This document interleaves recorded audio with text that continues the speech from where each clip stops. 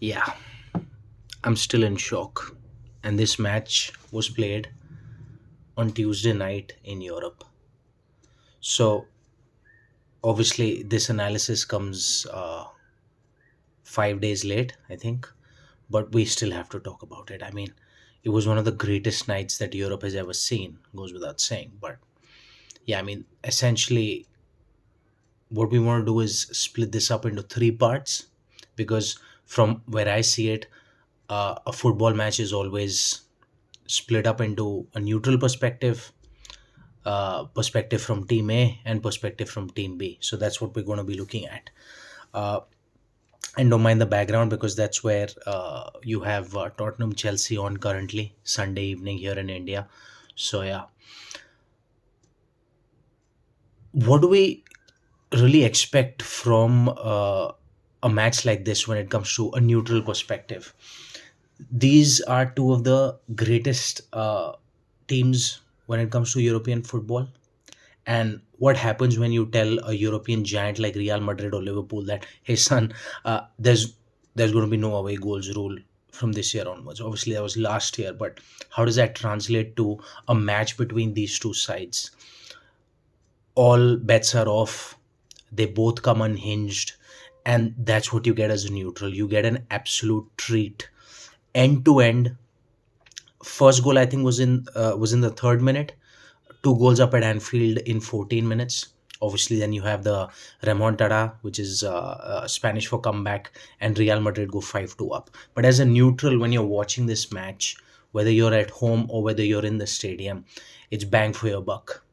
And I have to say that one of my greatest regrets is not being able to watch it at the stadium. Sorry, of course, I had the match on here at home, and I was able to watch. But from a neutral perspective, seeing some of the battles out there, obviously, and we'll get to this when we come to the analysis for Real Madrid and eventually on to Liverpool. But the battle in midfield, the battle for offense versus defense, the goalkeeping errors, it all made for a very delectable spectacle. And I really believe that if you're watching this match anywhere in the world, if you're watching it for the first time or if you're watching it as a neutral, you're hooked onto this game. I mean, European nights don't get any better than this. And I'm not talking about what's going to happen in the future with the Super League and if should Real Madrid and Liverpool play every week, which is what the Super League originally intended to do. That can stir up a different debate altogether, and we don't want to go there right now because that's kind of a slippery slope, dangerous territory. But yeah, I mean, if you look at this match and then you think about it, if you're offering me something like a Manchester City Bayern Munich or a PSG Bayern Munich as it currently is in the Champions League, Real Madrid Liverpool, as a neutral, as a fan, keeping aside the meritocracy and that whole debate about the European Super League just being a sort of glorified version of the Champions League and clubs wanting more money and the rich become richer and the poor become poorer. I don't want to go there. I'm a fan. I need my entertainment. Real Madrid versus Liverpool was pure entertainment. So, yeah, just along the lines of the Super League and something that I wanted to touch on. But that said, the initial few minutes, like I said, I just wanted to spend as I'd like to do from here on. If I continue this as a pure neutral, how I'm watching this match and what are my feelings, edge of the seat thriller. It's almost like watching one of those Mission Impossible movies in the theater. So it was just pure brilliance. Let me just stop there and go no further.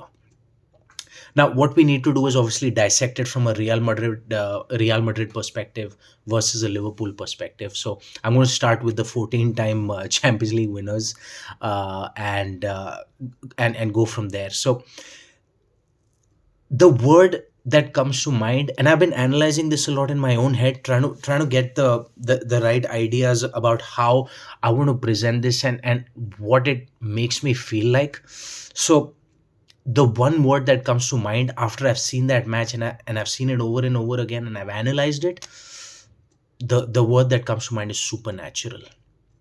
Truly, I mean, it may sound a little what supernatural, really? I mean, are you off the rocker? But that's seriously what I feel like, because you have something known as mythical. I think mythical is, and that can be dismissed as, oh, you know what, yeah, that's just a legend. But supernatural has some evidence, and we saw the evidence of that word and how it's being presented here on the pitch when Real Madrid was playing. To go 2-0 down in 14 minutes at Anfield, one of the most intimidating places in Europe, if not the world, especially when they're not really doing well in the league. They don't have much to hang on to. And this is the end all be all, perhaps, when it comes to major competitions for them right now, because this is Liverpool, right? They have a stature, they have a standing in world football. I cannot explain what it feels like to have that sort of comeback being made by your own team. Yes, I'm a Real Madrid fan, and just watching everyone do it as if it's just another Sunday. It didn't feel, and I'm saying this today, Sunday evening, where I've just seen Real Madrid put in a very ordinary performance by their standards and by the standards that they set midweek in Champions League. So they were pretty average against Atletico Madrid. They got a draw, but the thing that it takes me back to is how they managed to turn up time and again in Europe. The belief, the quality, the rise in standards. It's suddenly like, okay, let's do this. I'm in.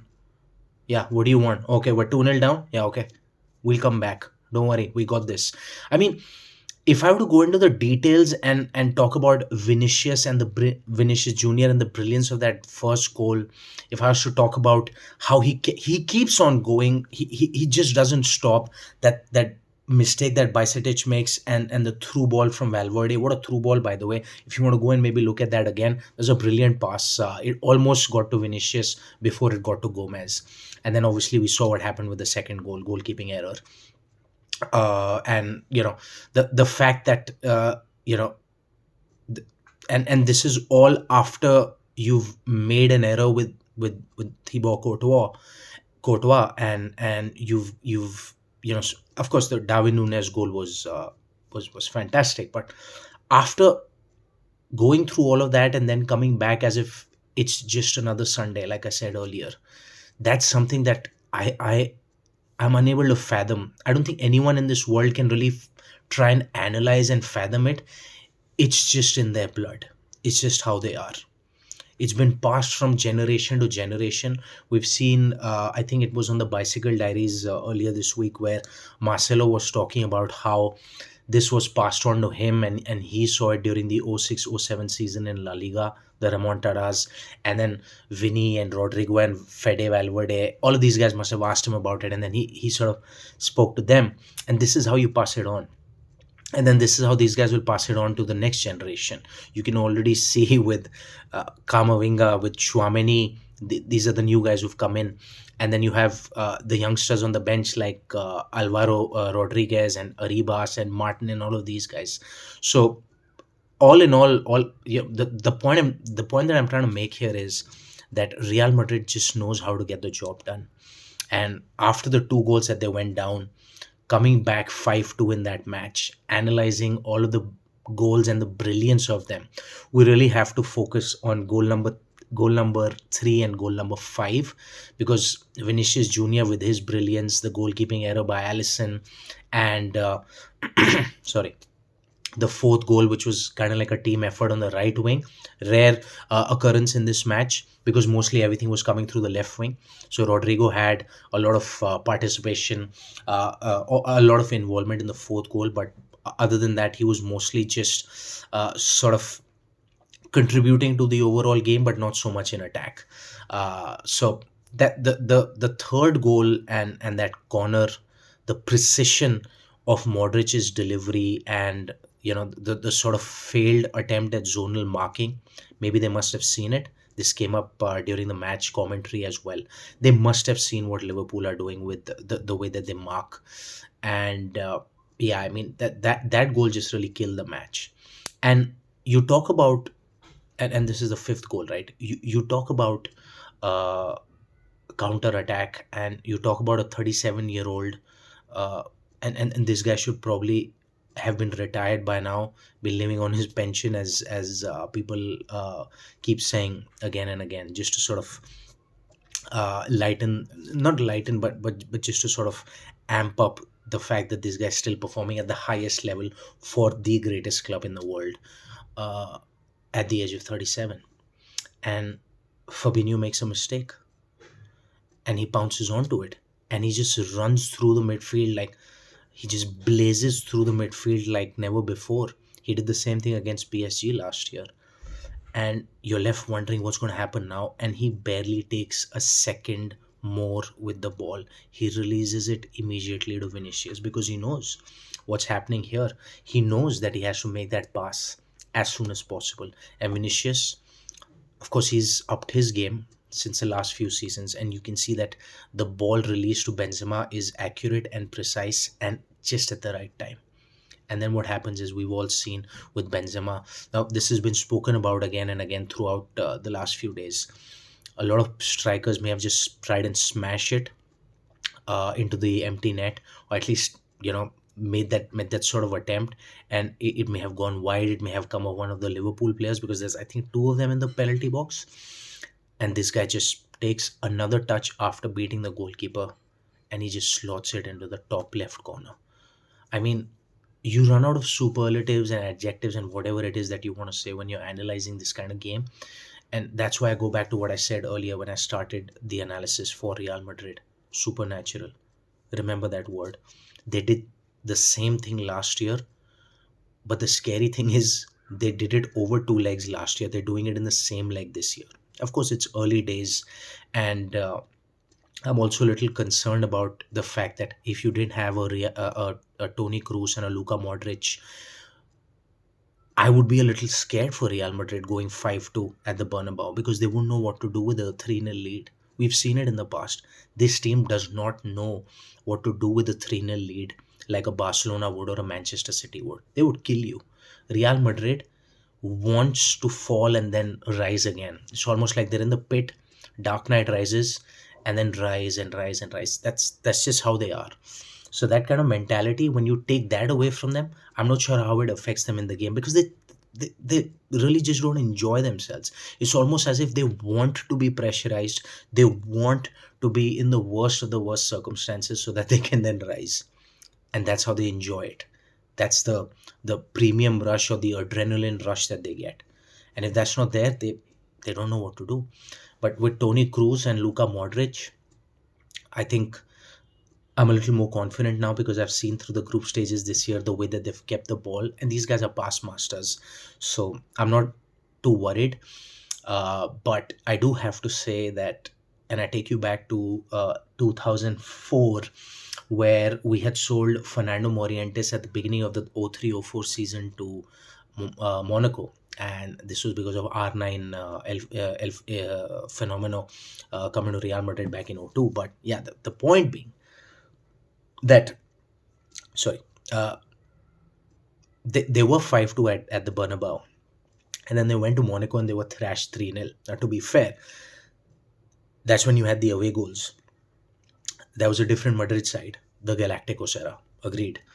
And obviously, slightly different circumstances wherein you played the first leg at home and then you went away. So I understand all of that. But all I'm saying is, if there were no Tony Cruz and Luka Modric, mark my words, a lot of fans, at least that's what I'm guessing, a lot of fans would still have been concerned, because this team does not know what to do with a 3-0 lead in a Champions League match. That's what I feel. I could be totally wrong, to be fair. But I just feel that this team wants that excitement of end to end stuff and managing a match, managing Madrid. So yeah, that's something that maybe doesn't come naturally to them. They like the more free flowing, direct football, end to end attack, pressing, counter pressing, counter attacks, etc. But yeah, like I said, you need to have those sort of ball carriers in your team. Tony Cruz, Luka Modric. I'm okay. I'll be fine. So that pretty much sums up what I felt about the Real Madrid portion of it. Now we have to talk about Liverpool and segment some time for this team as well. I mean, and obviously, this has me turning the cap around, but I just feel like the meteoric rise, not meteoric rise, the slow and structured rise that we've seen from this team, and then that sort of catastrophic fall or downward spiral or whatever it is that you want to call it. I just feel that Liverpool is lacking a lot of things right now that we normally wouldn't see, and a lot of things are going wrong in a lot of departments at the same time, right? So you look at the goalkeeper, maybe not high on confidence as he should be with that goalkeeping error for the second goal.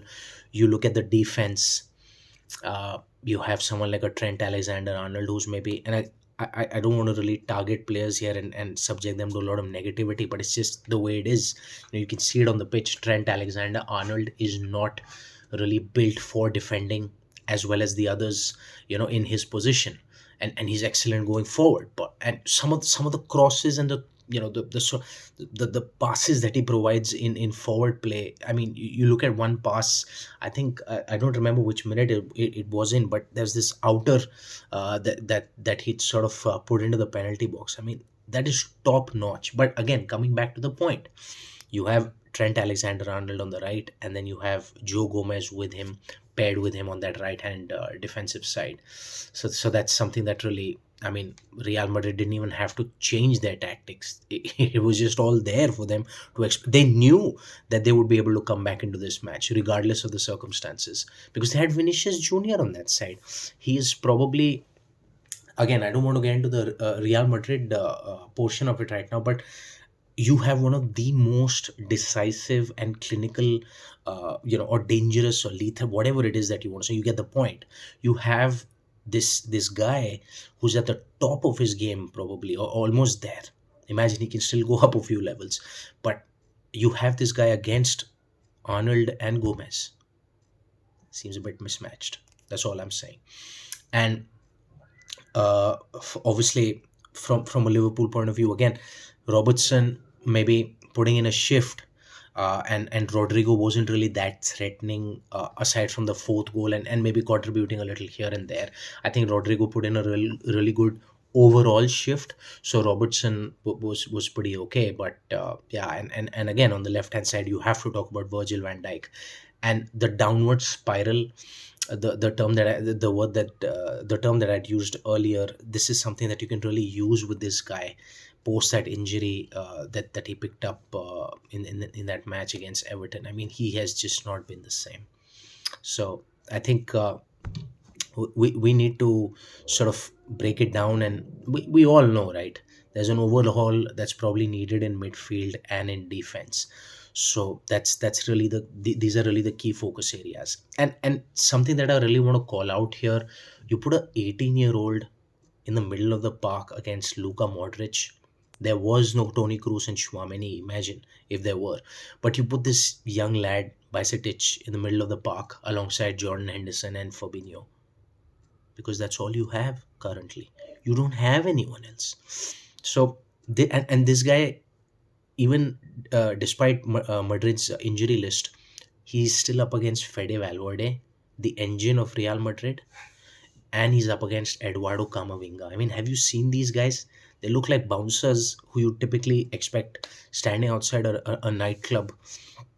The way that they're built, and just the way that they are. I mean, see them on the pitch, see their physicality. I'm not saying the Bajcetic can't compete with them physically, but pound for pound, he just can't. It's just the way that it is. This guy is probably going to be, in the mold of a Busquets or something like that, because Spanish football future, you see him in that mold. You just don't see him competing physically, like going for that sort of physicality against a Fede or a Camavinga. So that's my 2 cents. But I felt bad for the kid simply because This guy has quality, obviously. Sorry, we're talking about him as a potential successor for a Busquets in the future, alongside Pedri and Gavi, and that sounds crazy. I mean, that sounds very exciting. But all in all, I think in this match, he was just ripped to shreds by a classy midfield, considering of a generational talent in Luka Modric, and someone who's just a very unique midfielder in Fede Valverde, and Eduardo Camavinga, who he's just 2 years older to Bajcetic. Please remember, I think Bajcetic is 18 and this guy's obviously 20. So at the age of 20, he's I mean, competing at the highest level, already won a Champions League, La Liga, blah blah blah, etc. You get the point. Again, coming back to the Liverpool analysis of things, Fabinho and Henderson not having the best moments right now. Someone like a Fabinho. Same could be said for Mohamed Salah. You talk about someone like Jordan Henderson. I was listening to one of the experts in commentary post match, and rightly so. They said that Jordan Henderson has done his bit. He should be allowed a little more rest and a little more respite from what he is getting right now. So I do believe that, despite being Liverpool captain, he has to turn up. He has to turn up. No doubts about it. You look at someone like a Benzema who's 35 and a Luka Modric who's 37, and I think Henderson is the same age as Tony Cruz. So if you look at those levels in terms of age, yes, Henderson has no excuses. He has to turn up. He's the Liverpool captain, and I don't believe he's making any excuses either. But it's just that you need to have someone waiting in the wings to replace him. So that's where maybe the recruitment and a better process in your own academy sort of comes into picture, because I don't think Bajcetic came through the academy. He's come from Celta Vigo. I might be wrong there, but yeah, you don't really have too many academy players coming up through the ranks. And then obviously with the recruitment, which is the next point that I was going to come to, the recruitment policy in the last year, bringing in someone like a Darwin Nunes and a Cody Gakpo, and obviously before that, I believe Luis Diaz was one of the major acquisitions. You've tried to sort of fill in the void that was left by Sadio Mane, but you focus too much on attack without sort of the spine, which is the midfield and the defense. You sort of ignored that, especially the midfield, which is what I believe. We have to also consider the fact that Ibrahima Konate is not very consistent right now in terms of just sort of turning up. He's injured pretty frequently. I do see him as someone who can be one for the future, but I don't see him as a leader like Virgil van Dijk or a Henderson. That's the only catch. So you probably need another world class defender in there who's going to be in the mold of a Van Dijk or a Henderson to sort of lead this team into the future. Someone maybe a little more experienced, around 25, 26, at the age of 25 or 26, as opposed to Konate, who's still on the learning curve. A very interesting thing that I keep discussing with some of my mates who are Liverpool fans. Why did Jurgen Klopp sign Thiago Alcantara in 2020 after the lad had done it all with Bayern Munich and basically dominated the whole of Europe? Of course, that was the year of the pandemic, and we were right in the middle of it. But that doesn't take away from the fact that football was still football, right? You still had 11 versus 11, and you're still kicking the ball. You still had to score to win. So why did Jurgen Klopp buy Thiago Alcantara in 2020? I believe, and I'm of the firm opinion here, that Jurgen Klopp also realized something that we keep accusing the man of. I believe he did realize at some point, I have to change things. I don't have to change it completely. I don't have to revolutionize it, but I do have to evolve this team. I need 100 miles an hour on some days, and then I need the ball possession, and I need some of the tiki taka and sort of possession based game on some other days, on the other days. So that's, and of course, it's not like this is my eureka moment. there must have been a lot of analysis around this as well. But if you keep asking the same question and again as to why did you bring this guy who's totally not of the image that Liverpool is, and he's like that, no, I believe there was a plan behind bringing this guy in.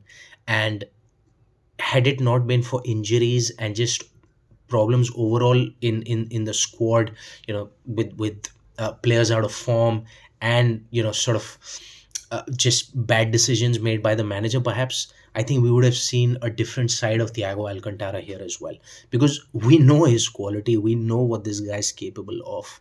So when we keep criticizing the guy somewhere, I don't find it to be right, because and when we criticize Klopp, there also somewhere I don't find it to be right, because I feel like Klopp was aware that, okay, I need to change this system.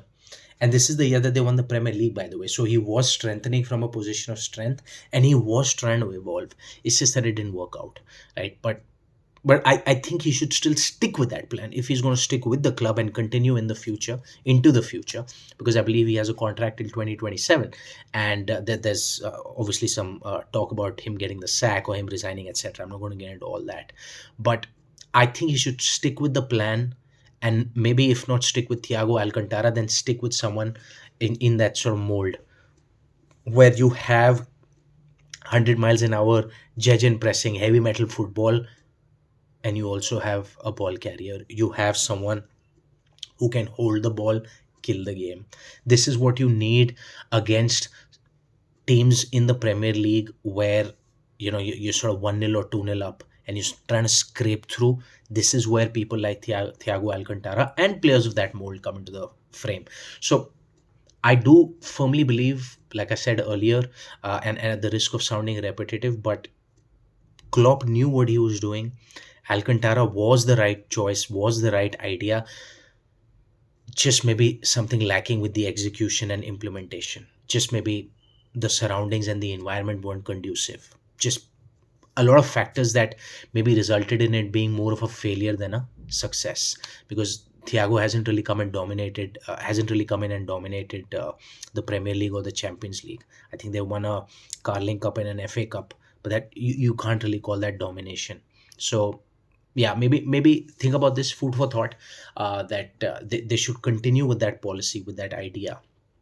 And they have to bring in a new holding midfielder. I mean, Fabinho, he just looks like his race.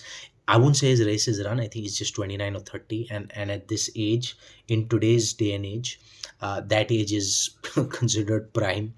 Of course, everyone's biology and genetics are different. Everyone's diet and nutrition might be different. But you look at someone like a Casemiro, and then again come back to Real Madrid and look at some of those players. So you need to maybe bring in another defensive midfielder. And on that point, I think Liverpool also needs to focus on their fitness coach and their coaching staff. Maybe take a look at that department as well. Why are there so many injuries? If you look at something like a horrific injury that happened to Van Dijk in the middle of a match, that's an exception. But other than that, players getting injured time and again, hamstrings, uh, pulled muscles, whatever it is. So maybe you need to look at the coaching staff, which is behind the curtains, and dig into that a little more. Like, am I doing something wrong? Do I need to change my game? Do I need to change maybe some of the stuff? So that's also something that I'd look at for Liverpool. So yeah, I think that's pretty much all I have for this game. Like I said at the beginning, I mean, mostly speechless. Took me a few days to go back and watch the game again and again, analyze and try and get a sense of what happened and what a magical night it was. But I hope that this made sense. And if you have any thoughts, given that this is my first video, feel free to just sort of leave a comment in the comment section, and share with your mates, and let me know your thoughts. So yeah, with that in mind, thank you so much for watching, guys. Take care.